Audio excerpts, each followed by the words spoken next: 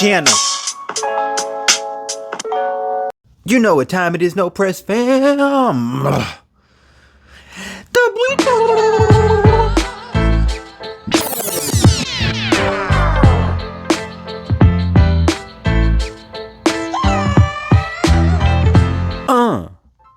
Welcome all to another episode of The Beatdown, the segment where we take multitudes of characters from across many universes and have them battle it out. I am your gracious host, Class.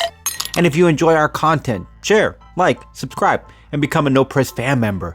We put out new episodes every week.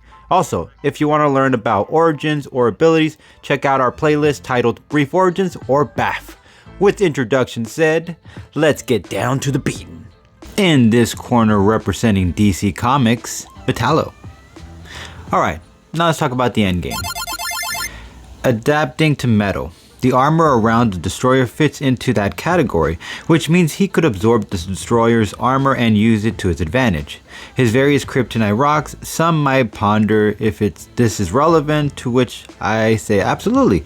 If you consider how the green rock provides extra juice and strength, just imagine what the others can do. They might all have their own unique powers, which means more room to keep the competition on their toes. Now, looking into the rocks, clearly only able to harm Kryptonians, but there might be something in Brainiac's tech that could modify those rocks for something greater purpose-wise. He can take quite a beating given his number one enemy is Superman. Okay, so let's keep that clear. That takes a lot to leave him down for good. Metallo doesn't have the same level of powers as the Destroyer does, this is true. But he can continue to merge himself with tanks, helicopters, and nuclear submarine. He also has his own cannon blaster, which and so continuing on from the submarine, which would be the best weapon he might have against the destroyer, since not much else can really do harm to the Asgardian walking weapon. So yeah, pretty much absorbing everything else that's a weapon that can fly or, you know, move in motor vehicle wise. Yeah, he probably could use that for his advantage, military wise. He'll need both Brainiac and Luthor's tech and metal to even his odds against the entity. If he manages to fight him in his turf of Asgard, he definitely can get his hands on plenty of Asgardian weapons and use the material it's made out of. He may even wildcard here, get Odin's sword and use it to really gain the upper hand in this battle. Even if he could harness the sword itself, he could probably harness the material it's made of and also replace it with kryptonite energy source with the energy channeled within the sword itself, and that makes his chances greater. Bottom line, Metallo can keep the fight going for some time with his many mergers with tanks and such. Eventually he can get his hands on the destroyer's armor and either merge with it or harness some of the material, fight in Asgard, and use the weapons to his favor to favor his odds. Apologies again. With the combination of Lex and Brainiac's tech, he may have a fighting chance to pull out the W. Alright, now in this corner, representing Marvel Comics, the Destroyer. Alright, let's talk about the end game. He clearly has more superior everything. Let's break it down. He is stronger than Metallo, even though Metallo takes on Superman on a regular.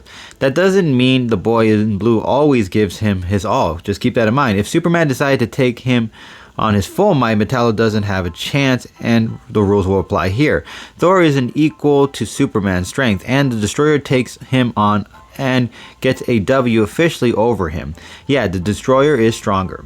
Let's talk about armor the two are made of, and if we can call it that. Metallo body can be made with some serious modifications, but the body originally itself isn't made with a material that can't be broken, whereas Asgardian armor is definitely a top level material that doesn't easily get a dent on it.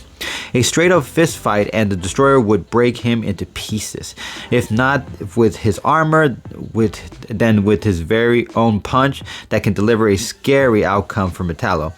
His beams move at such greater speed and can come at him from his upper body of all angles, so we keep that in mind. Not to mention the beam can harm top tier level Marvel characters like the Hulk himself.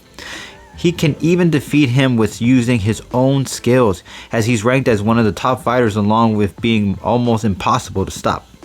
He can continue a fight forever, and that alone means he can outlast Metallo in a long game. He can break Thor's hammer. He can definitely snap Metallo like a twig. He punched out Gladiator, a cosmic heavy hitter, and even Hercules, the man who substituted for Atlas' duties for a time. There is no question he could easily make light work of Metallo himself. Bottom line, it takes very little for the Destroyer to do serious damage to Metallo compared to the other way around. He possesses godly type of capabilities that no mere mechanical man can step up to him, no matter if he danced with the Man of Steel himself. The Destroyer has danced with way more different versions of Superman and practically came out on top most times, leading to his chances at winning this greatly. As always, No Press fam, it's not up to me, it's up to you guys. So if you guys liked either one of my arguments, you know what you can do. You can hashtag Metallo or you can hashtag the Destroyer. And as always, No Press fam, we really appreciate you guys keeping it 1,000 subs. Peace. Shout out to all my content supporters. We're not working together, but we like to give credit where credit is due. Ivan the Unstoppable for all the knowledge of comic feats. Watch Mojo for origins and for all the background videos. Comic Historian, Comics Explained, and Key Issues. Go ahead and check them out and tap into the world of comics by supporting other creators. Link to channels will be in the description below.